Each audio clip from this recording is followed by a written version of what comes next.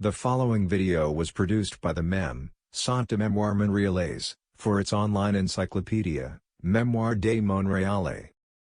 The title is, Pertinent, From Yesterday to Today, Le Collectif des femmes immigrantes du Québec. Directed by Antonio Pierre de Almeida in 2018, it is part of the dossier Women's Stories of Immigration. 4 members of Le Collectif share their stories. Faustina Bellota, President of the Board of Directors, arrived from Italy in 1963.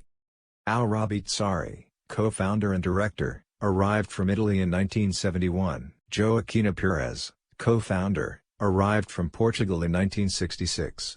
Lauren Oyer, project coordinator, Employability and Women's Center, arrived from France in 2006. As they tell their stories, photos appear. Some of the photos show people working in a textile factory. Other pictures show members of Le Collectif at different times, from its start in the early 80s, to today. The video begins with Faustina Bellota. Many people came over in the 50s and 60s, but they didn't speak French. In these factories, there were mostly immigrant women. Italian, Portuguese above all, Greek women. The Italian Women's Center was the first organization for immigrant women in Quebec. While working in a women's center, I started to realize that women's work was underpaid, that women were confined to certain kinds of work. That's when I saw the inequalities. So myself and other women started getting together to set up an organization to bring together the various ethnicities and present our demands to the government, such as, for example, French lessons. We couldn't do it as Italian, Greek, Portuguese, but a united front. The demands of immigrant women are not, and were not, those of Quebec women. If we wanted to advance these demands, we had to do it ourselves, not through other organizations.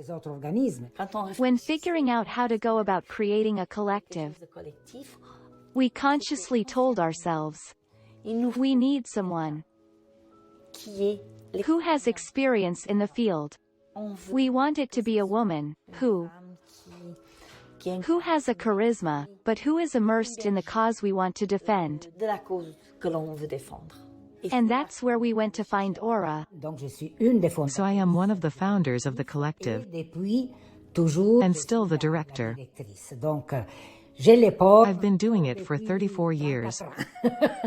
Not much has been written about the status of immigrant women, but the little that exists definitely shows that they experience systemic discrimination.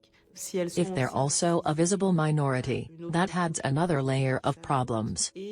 And with respect to wages, they are paid less than Quebec women, than Canadian women with the same qualifications and level of education. Is Le Collectif still important today? More than ever, since demographically, Quebec will continue to welcome newcomers. The logo of Le Collectif appears. Credits begin. Stories: Faustina Bellota, Al-Rabi Tsari, Lauren Oyer, Joaquina Perez. Interviews: Julie Noel.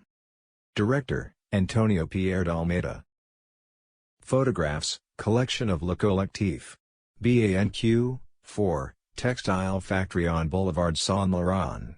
A photograph by Henri Rémillard, 1980.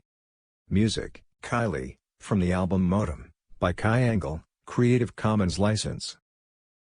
Audio description by Ella Cuscio.